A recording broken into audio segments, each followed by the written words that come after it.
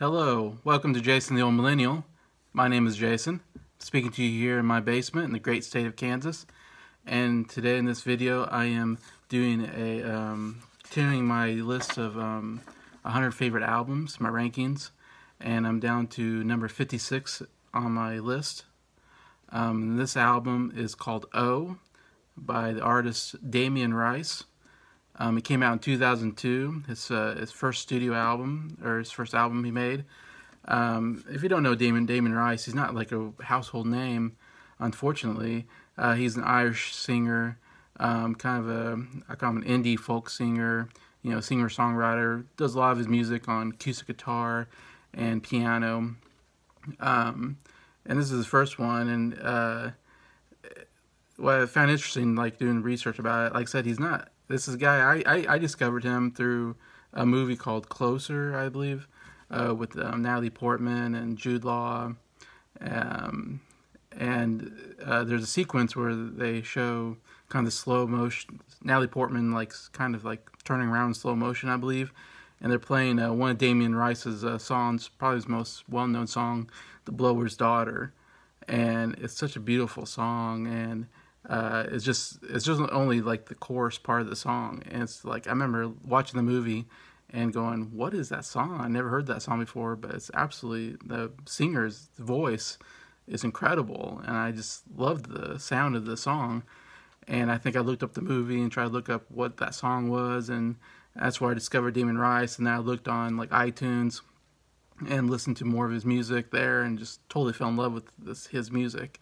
It's absolutely incredible. Anyway, that's where I kind of discovered him, like I said, because it was like none of these songs are ever on the radio in the U.S. Like I don't think he's ever had one song hit the radio. So I don't think he's well known at all. He only made 3 albums. So far he's only made 3 albums, and he's, like I said, you don't see him like touring anywhere. I think he does in Europe, but I don't think he ever comes to the United States and does like any kind of touring. If he does, I don't know, it's not somebody you see a lot. I saw him one time on David Letterman, I think, a while back, singing one of his songs. So, in the music community, I think he's probably somewhat well known. I think once you discover him, man, you fall in love with him. I think so. He has this like pretty good following. It's not huge, but but the followers are very, what's the word? Absolutely love his stuff and are very vocal about it. If you ever meet someone who likes Damien Rice, I think. What I read about him, basically he was in a band in Ireland or whatever, and then they kind of broke up, and he had some songs that he wrote. And he had a cousin who was a music composer of some kind, who heard Damien Rice's music and said, "Hey, you should put this out like as a solo artist," and kind of helped him build a studio, and and did the whole album. This album basically took the songs he had and made it independently. Didn't have any kind of studio backing, and the idea was that if he took a studio, the studio would make him change things around, would make some decisions, and Damien Rice's idea was that he didn't want anybody else questioning what he was doing. He wanted to do everything himself, which I guess is probably one of the things that's a problem when you have a studio backing you, or you have a record, a label, a record, that you're signed to. You sign a contract, and they have some oversight probably of how your album is made and all this and how it sounds. I'm sure a lot of that goes into the music industry, just like it does in any entertainment business. So that was the idea. So he puts it out. It goes number 8 in the UK, so it did well. Like I said, he's made 2 other albums since then. Of course, none of this has come in the United States, like I said. None of these songs, he has not made a name for himself in the U.S. at all. And probably because he didn't have a studio backing him, I'm guessing that he never made it real big here. But he's more a bigger deal in the UK, I would say. He had 3 singles come off this album. Like I said, The Blower's Daughter, maybe the biggest one. And on what I looked up, it didn't tell me like exact number. It just said The Blower's Daughter went top 30 in the UK. second single, Cannonball, went top 32, or went 32, and then Volcano, his third single, went top 30. So at least the singles are in the top 30. I don't know where, but somewhere in the top 30 anyway. So did fairly well in the UK there. I should also point out one of the biggest contributors here is a singer named Lisa Hannigan, who does a lot of vocals on the album, a lot of backing vocals, and also plays piano on the album. Like I said, Damien Rice plays piano and acoustic guitar on this, and there's a lot of orchestra music too, so I'm guessing that's probably came from his cousin, who was a music composer, probably helped him out. And so, I mean, I don't know how they got the orchestra, because that probably cost money, but they must have saved up enough money, because some of the orchestra music is just absolutely beautiful in this album. In fact, I've seen a lot of on YouTube. Like, you have to look him up on YouTube. He has so many great performances there, and there's concert footage there of Damien Rice singing, and there's even footage of him just out in public with a guitar, just singing his songs, and everybody's just circling him, just loving the music. So he's really out there, kind of, which I like. He's out there amongst the people, kind of, his biggest fans and all that. But I've seen footage of him with just him, and then Lisa Hannigan, and then they have like another girl who plays like the cello, and maybe one that plays violin. And it's just like 3 or 4 of them, and they're doing his music, and it's just so beautiful. Him on his guitar, Lisa maybe on the piano, someone else on violin, cello, and that's all you need for his music. And it's some of my favorite stuff to listen to. But Lisa Hannigan, absolutely wonderful voice. It's so great with Damien's. A lot of times, sometimes they'll sing together on a song, and it's just absolutely beautiful, the two voices together. That I absolutely love about it. I mean, they could do a duo album, and it'd be amazing. I wish Damien Rice would do more albums. I can't believe he's only done 3. And I have another album coming later on my list that's pretty high on my list. So 2 of the 3 albums, I think, are just really, really wonderful. Anyways, for Damien Rice. And I think a lot about, like, Damien Rice to me. When I say Damien Rice, a lot of people are like, who's Damien Rice? And I say, I think he's a little like Ed Sheeran. He's an Irish version of like Ed Sheeran. That's kind of similar type of music to me, and his vocals are somewhat similar. He's got an amazing voice. I mean, he hits some incredible high notes, but he has so much emotion in his vocals, just even the low-key ones. I mean, you could really feel the vulnerability and emotionality into his voice that really makes you, really hooks you into the song like no other. Not very many musicians do it just as well as he does. And he can go from soft to loud, and the way his songs are arranged are very, like I said, a lot of crescendos, key changes. I mean, it's just absolutely wonderful music that he makes. His guitar skills are incredible, his acoustic guitar and pianos, and just great. They're just really hook you in, the melodies and the piano work and the acoustic guitar pickings, just right away just really get you into the song. You're like, man, this sounds so great right away. Anyways, I love what he does, and like I said, and I love when he brings in the orchestra music and so forth. Just really make him just one of my favorites.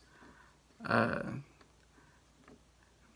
I think Damien Rice, I was thinking, like, the only reason why he's probably not, I think he should be as big as Ed Sheeran. I think he's just as good as Ed Sheeran, I think.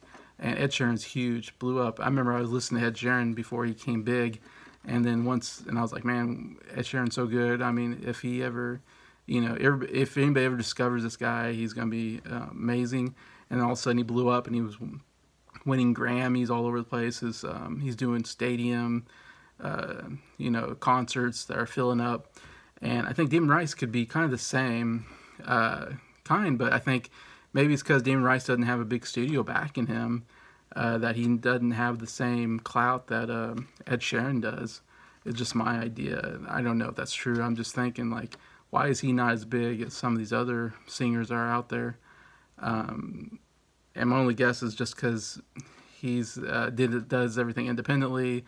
He doesn't have, because I'm guessing when you have a studio helps with marketing you to people. Of course, they're getting the albums out to people, to the DJs, and they're getting your name out there, and they're really trying to get everybody to, getting commercials, getting, I don't know, whatever, to help promote you. They're trying to promote you so that people will buy your stuff. So of course the record company's making more money off of you as you are. And I don't know, I'm guessing Damien just doesn't have that big record label company backing him to make him a bigger name anyways, which is too bad because he should be a bigger name, because I think he's absolutely amazing, in my opinion. So a lot to say about Damien Rice. I'll go to, when I go to my top three, three songs that didn't make it in there. There's, like I said, I have 10 songs. I'd say the 10th song, Eskimo, which is like 3 songs in one. It's like a 20-minute song, but it's really like 3 in 1. Like that one's a little too long, and it's not that great. But the other 9 tracks are just absolutely great. But I'll say Volcano is a very popular one that didn't quite make my list, but very good. A little more faster paced song for him. Cannonball, just a real solid one. And Amy has some of the most beautiful orchestra music I've ever heard in a song, and his vocals are just great. But my top 3, I'm putting Delicate in there, which is this amazing song. Starts slow, so low key with him just an acoustic guitar and talking about, and lyrically about, kissing you so delicately, holding you delicately, and the way he uses the word delicate in the song, I just love how he, lyrically how he does that. And then the chorus picks up, crescendos, he sings a little bit louder until, and it's very catchy. And then at the very end, he just, man, hits you with the heart, the loudest he can get, and just really, the music swells up, and just like, you go, oh my gosh, like this is absolutely amazing. I just love that when they do that in a song. Start off soft, and then get really loud at the end, and I just love that about the song. And then it kind of goes back to soft, so I love that balance. Number 2, I'm going with The Blower's Daughter. Like I said, is the first song I heard from him. Absolutely beautiful, and probably the most well-known first really kind of hit of his that I think most people have heard. One that he does everywhere.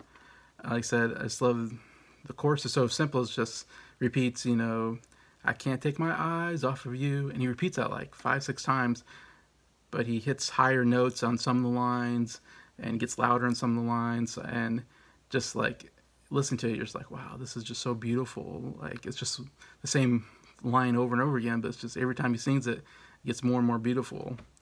And yeah, vocally, just absolutely wonderful song. Number 1, I'm going with a song called Older Chess. Might be surprised. I don't think it's one, like I said, most people probably don't put this number 1. But I just absolutely love the guitar work on the acoustic guitar. I love the picking style of it.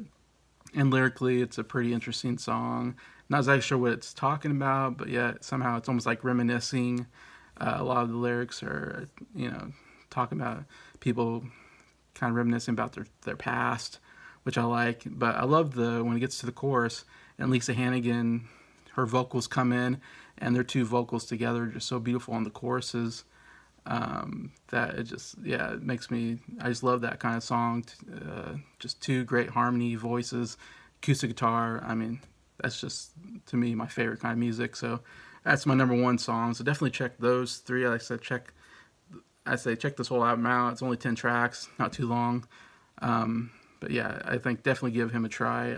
He's one that I always want to tell people, like, you gotta give this guy a try. He's just one of the most amazing singers, songwriters that, I don't know, nobody ever talks about. And doesn't win any Grammys, doesn't sell out big stadiums, but just a wonderful singer, Damien Rice. So album is O, and that's ranked 56 on my list. So tell me if you've heard of him, if you like his music, what do you think?